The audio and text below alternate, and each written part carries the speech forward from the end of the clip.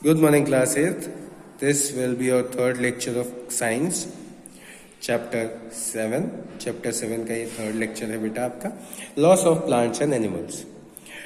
तो rapid growth in human population has given rise to industrialization, expansion of old towns and cities, and growing new ones. Expansion of agricultural fields. These activities have ultimately resulted in extensive extraction of natural resources. तो बेटा जो industrialisation हो रहा है या हम अपने cities को या टाउन्स को एक्सपैंड कर रहे हैं या एग्रीकल्चरल फील्ड बढ़ा रहे हैं, तो इसकी वजह से हो क्या रहा है बेटा? आप ये सब कैसे बढ़ाओगे, अपना इंडस्ट्रियलाइजेशन कैसे करोगे? इसके लिए बेटा आपको लैंड चाहिए. अब लैंड में जिसमें आप पहले से सफिशिएंटली रह रहे थे उसके एक्स्ट्रा लैंड चाहिए. तो एक्स्ट्रा लैंड के लिए आप क्या करोगे? बट ऑब्वियस आप जंगल काटोगे. ठीक है, तो वो जंगल जब आप काटते हो तो वो एक्सट्रैक्शन है आपके नेचुरल रिसोर्सेज का. ठीक है, जंगल में आप खुद सोचो कितने सारे पेड़ पौधे होते हैं, उनके हिसाब से ही कितने सारे हमारे और भी लिविंग ऑर्गेनिजम्स होते हैं. ठीक है, सिर्फ आप उनको नहीं बोल सकते हो, मतलब एनिमल्स को नहीं बोल सकते हो. आपके जो कीड़े होते हैं, अलग अलग टाइप के कीड़े होते हैं, उनकी भी अलग अलग वैल्यू होती है. ठीक है, ऊपर से अलग अलग एरिया में बहुत सारे स्नेक्स होते हैं. अब आपने देखा होगा कि स्नेक्स बहुत ज़्यादा, मतलब स्नेक अटैक्स बढ़ गए हैं. या आप आजकल वीडियोस में देखते होगे कि भैया लायन या फिर चीता जो है, चीता या पैंथर, वो हमारे एरिया में आके अटैक कर रहा है. तो उसका रीज़न है बेटा, उनके पास जंगल था पहले, वो उस जंगल में काफ़ी एरिया में घूमते थे. ठीक है, अब वो जंगल हो गए छोटे, तो अब उनके पास जो लैंड है जिसमें वो घूमते थे वो हो गया कम. ठीक है, तो इस चक्कर में वो क्या होता है, वो भटक जाते हैं. वो उन्हें लगता है कि वो अपने एरिया में है, लेकिन वो इंसानों के आसपास आ जाते हैं. तो सिंपली ये इसी वजह से होता है कि हम एक्सटेंसिव एक्सट्रैक्शन कर रहे हैं नेचुरल रिसोर्सेज का. ठीक है, तो forest have become the major victim of over extraction of resources. तो फॉरेस्ट सबसे ज़्यादा बड़ा विक्टिम बन चुका है. विक्टिम एज एन जिसको हम सबसे ज़्यादा परेशान कर रहे हैं. फॉरेस्ट को हम सबसे ज़्यादा परेशान करते हैं. फॉरेस्ट हम जब मन करता है हम काट देते हैं. ठीक है, a large area of forests have been cleared, which has resulted in many environmental problem. तो बहुत सारे फॉरेस्ट हम लोगों ने काट दिए हैं, जिसकी वजह से हमारे को एनवायरमेंटल प्रॉब्लम झेलनी पड़ रही हैं. Loss of forest means loss of wild animals. तो जब हमारे फॉरेस्ट जा रहे हैं तो उनसे वाइल्ड एनिमल्स भी जा रहे हैं. मैं आपको बता दूँ, many wild animals have become extinct and many are on the verge of extinction, मतलब endangered है. तो ये सब किसकी वजह से हो रहा है बेटा? ये सब के सब आपके डिफॉरेस्टेशन की वजह से हो रहा है. ठीक है, मतलब जो हम फॉरेस्ट जंगल काट रहे हैं उसकी वजह से सबसे ज़्यादा आपके एनिमल्स एक्सटिंक्ट हो रहे हैं, आपके प्लांट लाइफ भी एक्सटिंक्ट हो रही है. ठीक है, और बहुत सारे तो अभी भी हैं जो कि एक्सटिंक्ट होने वाले हैं. अगर हम लोगों ने अभी भी ध्यान नहीं दिया तो वो एक्सटिंक्ट हो जाएंगे कुछ सालों में.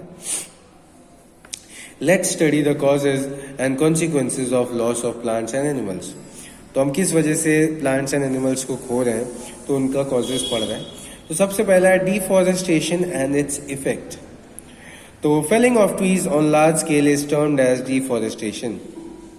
ठीक है, जो हम पेड़ काट रहे हैं बहुत बड़े स्केल में, जब हम पेड़ काटते हैं बहुत सारे पेड़, एज इन 100-150 पेड़ एक दिन में काट देते हैं, तो उसे हम डिफॉरेस्टेशन कहते हैं. Due to over population the need for building materials, paper, furniture, clothing has increased considerably, resulting in increased felling of trees. तो ओवर पॉपुलेशन बेटा, पॉपुलेशन इतनी तेजी से बढ़ रही है कि उसकी वजह से हमें बिल्डिंग मटीरियल चाहिए. लकड़ियाँ बेटा हम लोगों को बहुत ज़्यादा चाहिए, है ना. बेंचेस चाहिए होती हैं, गद्दे मतलब बेड चाहिए होता है ना. एज इन चारपाई चाहिए होती है. हमारा बहुत सारी चीज़ें हैं जो लकड़ियों की हमें चाहिए, सबको चाहिए.